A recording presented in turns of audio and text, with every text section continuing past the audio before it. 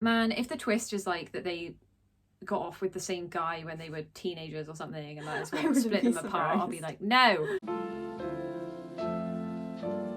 Hey everyone, it's Maddie and Bee, and today we have a very exciting library book haul. We went absolutely mad and cleared out the shelves of all of the things we wanted. There's no way we're going to get through all of these in 3 weeks, so I think we were very optimistic, but it was just the joy of the spread. Exactly. We couldn't be stopped. So we picked up 2 secret books that we actually won't show in this video because we have other plans for them. We thought it would be fun to talk about our tastes and then pick out a book for each other. We were going to do that in a bookshop, but the stakes just seemed a little bit too high, so the library is the next best thing. So I picked out something for Maddie and she picked out something for me, and then we're going to do a reading vlog with our thoughts on those. We have 6 books each to talk about, and starting with the ones I had on reservation, so the ones we knew we were going to get. And mine is Sisters by Daisy Johnson. Maddie and I saw this when we went on a trip to Oxford, just the 2 of us.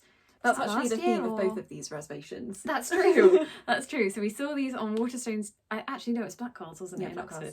And it was so nice, and we were just making note of all of the books that we would want to read there. And now we finally got to them. So I've forgotten what this one is. Yeah, I know. I'm pretty sure it's a thriller. Yeah, so Forged with a Blood Promise from When They Were Children. That's all I needed. Explores the fury and joy of adolescence. It's a story of sibling love and sibling envy to rival Shirley Jackson and Stephen King. So a bit horror-esque to it too. And it's very short, which we love to see. I have Untold Night and Day by Bay Sewer. This is all about a woman who works at a radio station, and then it's told over one day and night, as the title would suggest, of her wandering around her city with a poet that she doesn't know. I think it gets kind of surreal and a little bit loopy, but I'm super excited for the weird journey this will take us on. Increasingly disorientating. A hallucinatory feat of storytelling. It seems quite dense. I don't think that has chapters. I just get that vibe. That's not that's just a one thing.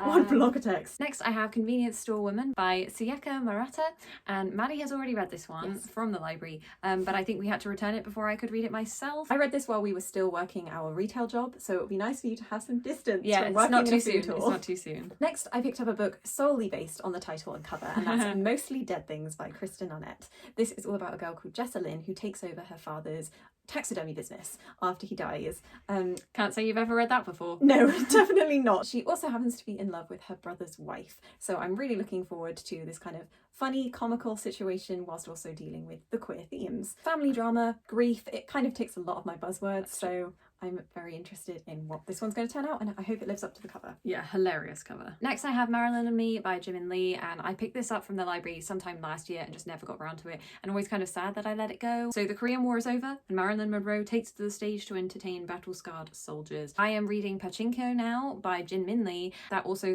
follows like a war-torn Korean narrative, so I thought, I'm really enjoying that. Maybe I would really enjoy this too. It's about the translator of Marilyn, isn't it? Translator, yeah.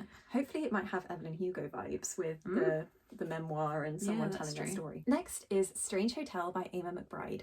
She was an author who was doing something really interesting when we were in our first year of university. I remember our creative writing course would talk about her writing style quite a lot. I think there was an apple on the cover. Can you remember what it was? Maybe was it Proust? A girl is a half-formed thing. There we go. It was like really disjointed and like stream of consciousness style. I'm not sure this is the same, but it looks like it's doing fun things with like how it's divided up. So maybe that's a similar style. This is all about a woman who just stays in a bunch of hotel rooms and the people that she meets there and the men she hangs out with. I don't really know what to expect as well, but I think this will be like, I love things that take place in like liminal spaces, which I think this book will fit. Next we have Heads of the Coloured People by Nafisa Thompson Spires, and originally this caught my eye because of the beautiful colours on the cover, and then as I was reading the back I was like, oh yeah, definitely want to read this, so I'll just read that to you. It interrogates our supposedly post-racial era to wicked and devastating effect, exposing the violence that threatens Black Americans no matter their apparent successes. So the first character is a teenager with YouTube success and the bullying that she faces online. Then we have a character who works at a university and is facing like some controversy with one of his office mates, and finally we have a nurse, and I wonder if they're all like related in some way, if they'll come together, or if it's just going to be like 3 separate sort of stories. Next we have quite a buzzy book from a couple of years ago, and that's My Sister the Serial Killer.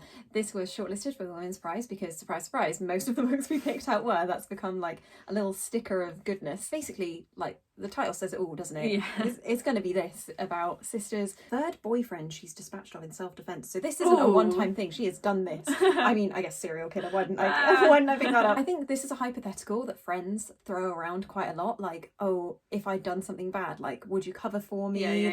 What would you do if you found would a you body? help me bury the body? Yeah, exactly. So I like the idea, especially this being like a family dynamic too, of investigating that question. Next I have Sight by Jessie Greenglass, and this had so many good things that I wanted just metaphysically. So we have the short length, the Women's Fiction Prize, and then on the blurb, it just starts with, a woman recounts her progress to motherhood while remembering the death of her own mother and the childhood summers she spent with her psychoanalyst grandmother. I was like, tick, tick, tick, tick, tick, tick, tick. The idea of the generations, and particularly like the grandmother role too, sounds very reminiscent of My Name is Lucy Barton. It was the founder of that motherhood psychoanalysis that I really enjoy, and the fact that the grandmother in this is a psychoanalyst, I'm like, hopefully it's going to come up with some of the theories that I had to read whilst I was at university. It's got quite a provocative cover though. I wouldn't have expected that for a mother-daughter story. No, neither would I. I think that's why I was surprised, and then I went in here, I was like, oh, but it's also to do with like the discovery of the X-ray and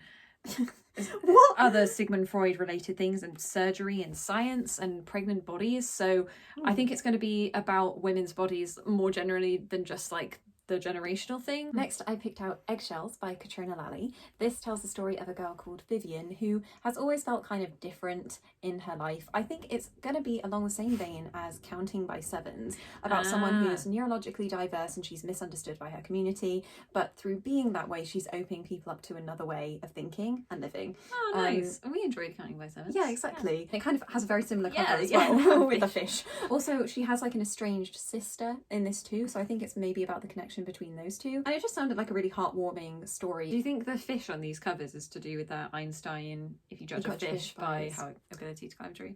Oh, and also on the back it says it plays with the myth of the changeling, and I was like, oh, a little bit of myth and legend too. That makes sense for Ireland. That's my buzzword too. I feel like this is going to be a secret gem. And next, for a bit of light reading, I have Big Summer by Jennifer Weiner. This follows Daphne, who is estranged from her friend Drew, and they haven't spoken in about 6 years. And Drew has always been the successful one, and everything in her life has fallen into place, and then their lives converge once again, and they're having to deal with their jealousy. Drew asks if she'll be her maid of honour at her wedding, so...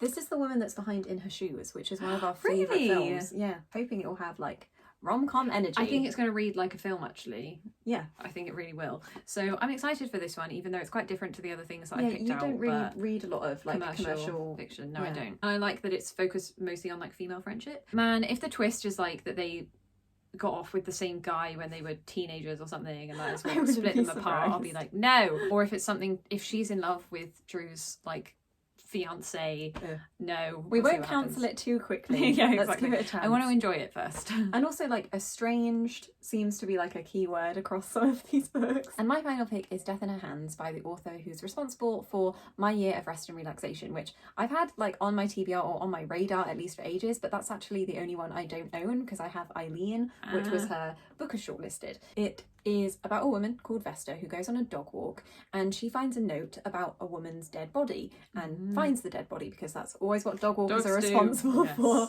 And then I think it's about her just like getting to know who the dead woman is and trying to solve her murder. That does sound fun. Yeah, it sounds like, I love a mystery. That was our absolutely delicious library haul. But I think if I like one, then I definitely would want to pass it on to quickly. You and move it between. And maybe we should read them in pairs, so that it's we can swap afterwards. Great idea. Pick the ones that are similar lengths, because quite a lot of these are short reads, which is going to be great for the Goodreads challenge. So June is looking to be our best reading month yet with all of these. I'm so excited. I love being excited for things. I feel like I haven't been excited to read for quite a few months. So I think it's about having so much variety of choice as well. Thank you everyone so much for watching, and we'll see you in reading vlogs for these coming soon.